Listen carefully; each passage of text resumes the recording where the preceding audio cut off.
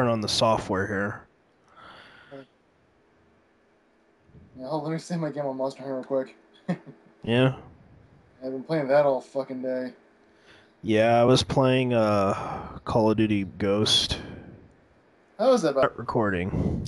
Welcome back, everybody. Right now, we're going to go ahead and go with Halo 4 Part 2 and talking about what we felt about the whole franchise and everything else. Hopefully, you'll be entertained by this. With me is my friend, who we all know.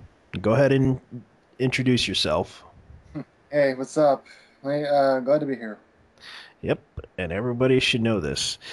How did you feel about the whole Halo franchise and the storyline and everything that you analyzed by it? Well, personally, I found it pretty much an epic story. I mean, the story was the gameplay was engaging. Not to mention the story was to me was pretty much solid. I mean, Yeah, all things considered, some games having like a few bad like Halo 2 having the bad ending, but I can forgive that easy. yeah, I do forgive him from part two. Then of course part three, it was kind of it was okay. I have to say they did a good job with it. It wasn't really the best, but most people don't play it for the storyline. Most people play it for the multiplayer. And I do like the multiplayer. When I first played uh, Halo, I wasn't really big on the multiplayer, and then of course somebody talked to me about the whole storyline behind Halo, and it was kind of easy for me to like bypass everything, like just run through it. And it Yeah, was same with me. I mean, I really didn't pay much to the multiplayer, even though I didn't do don't even do much multiplayer now. I have jumped onto it with a few friends, and I have to admit it does have some appeal.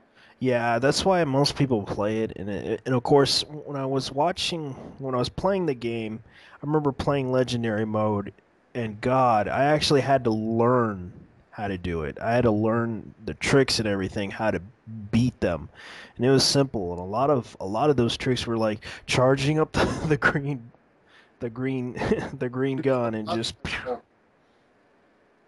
Yeah, I knock mean, out their shields and kill them. yeah. Basically, like using the plasma pistol just to knock out the shields. Yeah, but in part, I think right now, I think they in other sequels they try to balance that out, trying to yeah. For Halo 3 though, they really didn't mess up on normal difficulty. It was a little harder than it should have been. I know, and then they had when they did the dual wielding with the guns and everything in part 2 it was okay, but then they decided, oh, we're gonna remove that and just start from the very beginning with Halo 3 with with no dual guns, just simple Actually, dual no, it was Halo 3 rifles. that had the dual. It was actually Halo 3 did still have the dual wielding. Yeah, they still have the dual weapons. Yeah. It's been a while, man. I've been. Yeah. Halo 3 still had the dual wielding. They actually, Yeah, I know. It's just the only thing I believe. Which ones did they actually do it? Like the shotguns? Yeah, I do remember the shotgun. submachine guns. They didn't dual the shotgun. There was a submachine gun, plasma pistol, and plasma rifle. Yeah, those were the list of the guns I remember that they did. Oh man, it's been a while. It's been a heck of a long time. Yeah, I know. I haven't played in a long while. It's like, eh. Right now I'm still trying to beat part four, and part four is kind of interesting though. Yeah, which it does bring in some interesting concepts even to the which with the introduction of the QuickTime events. Yeah, the quick time events were surprisingly good. It's just um when I did the quick time events, I was like, okay, press the button. Though, I mean, I do admit there was some delay in them. There was a little bit. I mean, for their first attempt in the game, they seemed a little delayed in some of the reaction. I guess they were trying to make it more interesting, but to my understanding of it, Halo 4 was probably their last chance to get another franchise and introduce the movie.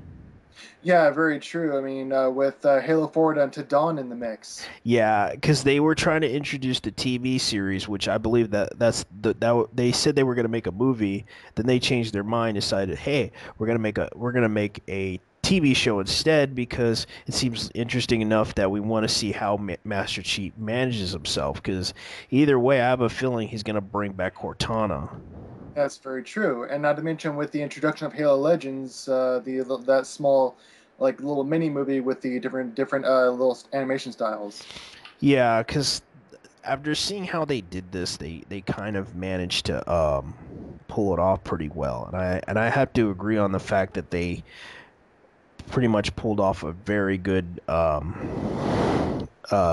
interesting concept. But a lot of people right now are more excited about Xbox One than Halo 4 or Halo 5. Yeah, yeah. Now getting back to the franchise itself. I mean, I throughout the series, I think the gameplay just stayed solid. I mean, along with a lot of the introductions. I know, and the production of it was I was surprised that oh man, There was Steven so Spielberg was there, and everyone was shocked that he was there. Oh my God, it's Steven Spielberg! That's But true. Yeah. well, it turns out he's the producer of the Halo TV series. Yeah, yeah, exactly. And I mean, I mean, I can't wait to see the Halo TV series myself, since I've yet to see any preview of it as of late. Yeah, because he's been known to be a dick. I know that for a fact. I heard a lot of things about him. So same with me. But I think if he plays his cards right, I think he'll do the with this TV series with the TV with the video games did with the series itself. Yeah, because he was known for a lot of things. Um, he's been known for E.T. Everybody loves E.T. Everyone knows, but there's like other movies that he did that were like, they're okay. Yeah, very true. Personally, I think that um, Bungie was the right company to do Halo itself. I mean, if any other company went with doing the Halo video games, I think they wouldn't have pulled it off quite as well. Well, he. I Let's mean, hope so. Let's hope so because a lot of people are expecting us an interesting show of entertainment. And I understand that they've been trying to they've been trying to entertain. They've been trying to show the entertainment side of Microsoft, and it's like, Microsoft should just stick to software instead of getting it involved into the entertainment business. But I agree, and yet I disagree with that. I mean, honestly, Xbox itself is a good system. It does have a certain number of flaws. yeah, and I saw some of the flaws. Um, After watching some of the flaws that they had, installing, it's kind of like a PC. Xbox One is like a PC in a way. Very true. I mean, running a similar OS to Windows 8. Yeah, and they're trying, and you have to install games in it. That's the only way to play them. Yeah, yeah. And it's like Yeah. you can play the game while it's installing, Hmm. but multiplayer they try to install into the your hard drive, and it's like it takes a lot of space to put it into the hard drive. It's like, Yeah. okay. And honestly, I think if they could have done this a little better, I mean, I think Halo would have done much better.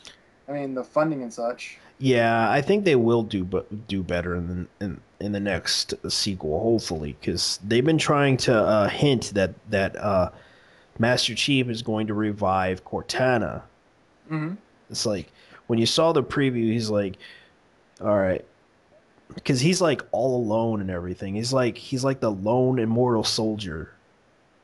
Yeah, I mean, I mean, not to bring up the fact that mainly his best attribute being luck.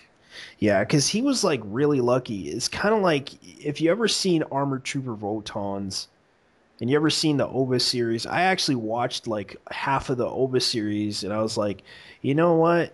this guy is actually the luckiest man in the world. He's not all that, he He's gets not. hurt, He's but he not as gets smart, not lucky. as strong. I mean, yeah, he's like not all that smart, not all that strong. Mainly like he's basically like the everyday everyman. Yeah, he's like that, but in a way he's like, okay, everyone expects him to be the soldier, but he's just trying to survive. Very true. I mean, luck being his better attribute is also brings up a little point I want to mention that was featured in one of the earlier Halo novels, Fall of Reach, basically where we're both the Major and the and Dr. Halsey were actually going down to then they check out one of the kids that were actually set for the program, kid being be by the name of John. Hmm. Well, she using a little test that she had come up with. She pulling out a coin. She flipped it, asking John to call it. Every time he called it, it would land on this. It would land on their heads or tails, and he would be right. So basically, she surmised that he's able to manipulate his own luck. Yeah, because he knows how to handle himself in certain situations, but sometimes he's like, oh well. Yeah, and this is actually almost like through the whole entire series, he seems to find himself in just the perfect situations. Yeah, he tries to avoid the perfect situation, but he tries his best to be a part of the situation. Yes, and I mean with all, I mean he's always seeming to, not mention if you really think about it, along through all the games, you always find the right weapon right next to you while you're playing as him. Yeah, I do agree with that. It seems like uh he because when he went up against the flood, he was lucky. He was very lucky. Very lucky indeed. And of course, and he now he's dealing with a situation where he has to face a ultimate Basically, forerunner. an ultimate evil type. Yeah, an ultimate evil type forerunner who wants to Like, destroy redo the universe and destroy everyone. mm-hmm. I mean, by like very virtually just nuking, like just using this like huge nuke featured in this hugely modified ship. Yeah, and it's like I don't know. Most of the ship looked like a freaking Unicron, but in a different dimension type deal. Yeah, I would have to agree. Not to mention not mention the ones he awakened, the Prometheans themselves. Yeah, because the Prometheans were these the Prometheans? No, they were the robots that were security drones. Basically, like the librarian telling John that these were once the beings of the planet turned into these security robots. Yeah, and it's like okay, so now we have to, and they were trying to protect the guy who was in prison. I was like, okay, so I have to stop this guy in order to. But he said that, but she also mentioned that you do have potential, which is to evolve into a into a super soldier. Blah blah blah. Which he isn't a super soldier. He's like, okay, I'll accept that, but he, it's kind of like he etched it out of his mind.